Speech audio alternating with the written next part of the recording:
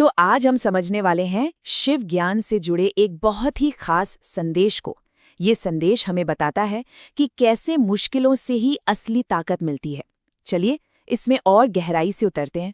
तो सबसे पहली बात जो ये संदेश कहता है वो ये है कि अगर ये किसी तक पहुंच रहा है तो ये सिर्फ एक इत्तेफाक नहीं है, इसे एक बहुत ही ज़रूरी कह सकते हैं ब्रह्मांड का इशारा माना गया है, एक ऐसे इंसान के लिए जो खास है और जिसे चुना गया है।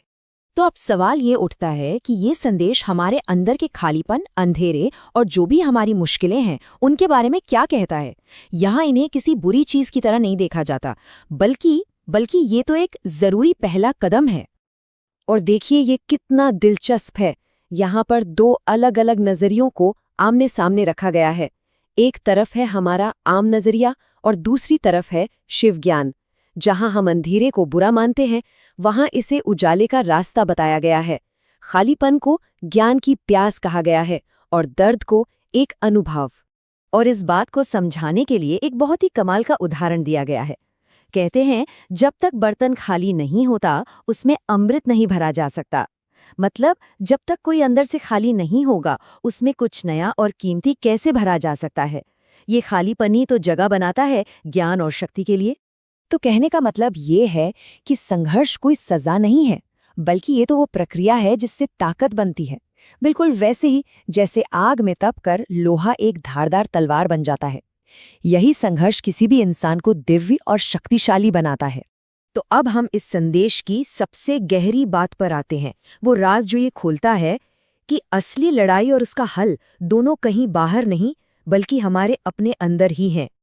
और यहीं पर शिव की परिभाषा बहुत जरूरी हो जाती है। इस संदेश के हिसाब से शिव सिर्फ कैलाश पर बैठे कोई देवता नहीं है, बल्कि शिव वो चेतना, वो शक्ति, वो ऊर्जा है जो हर इंसान के अंदर मौजूद है।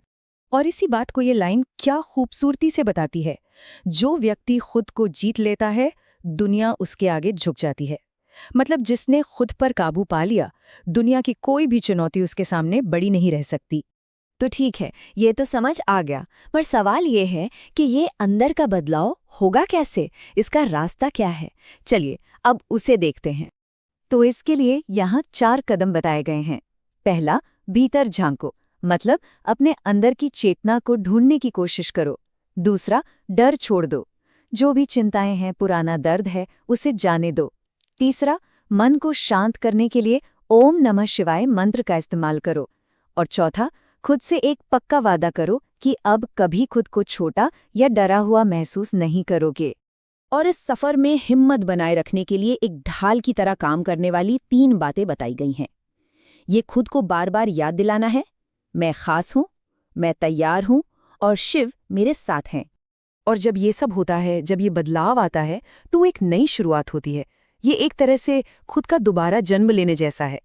और इस नई शक्ति को ये लाइन बहुत ही दमदार तरीके से बताती है। टूटा हुआ व्यक्ति जब फिर से उठता है तो वो पहले से 10 गुना शक्तिशाली हो जाता है। सोचिए जरा, एक टूटा हुआ इंसान जब दोबारा खड़ा होता है तो वो पहले से कई ज्यादा मजबूत होता है।